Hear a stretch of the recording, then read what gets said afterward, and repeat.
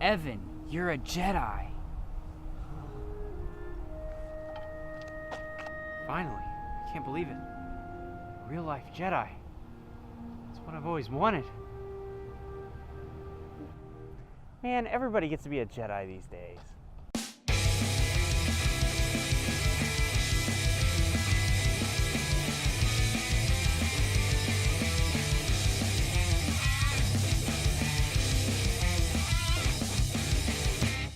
Star Wars Jedi Knight is the second game in the Dark Forces series, the first in the Jedi Knight series, the second time we see Kyle Katarn, our #1 favorite mercenary. If you weren't with us last month, we reviewed the first in the series simply titled Dark Forces in anticipation for the upcoming Star Wars film, Rogue One. We return to him 1 year after the destruction of the second Death Star as he's being informed that his father has been murdered by a Dark Jedi, Jarek. This guy. Why does he look like he plays synth in a Devo cover band? Nice glasses, nerd. Where'd you get those? The outdated fashion store? Wow, I didn't realize the Nazi party was hiring... Oh.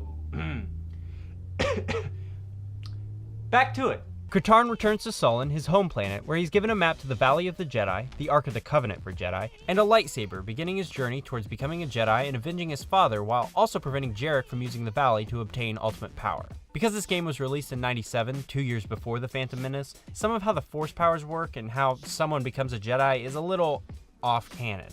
Also, the cutscenes are full motion video, which usually I don't like that much, but there's something distinctly charming about this.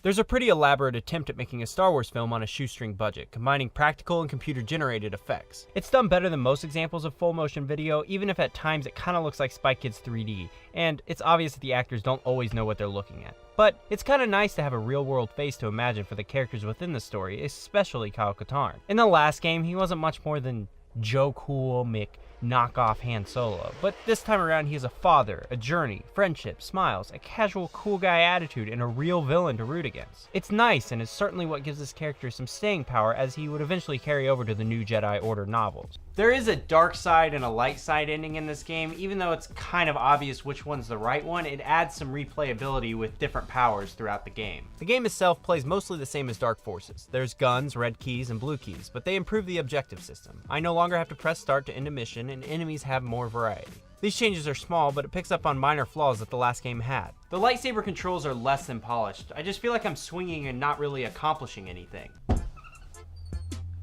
Back in my day, we didn't have none of these newfangled fancy smancy quick time events or combos.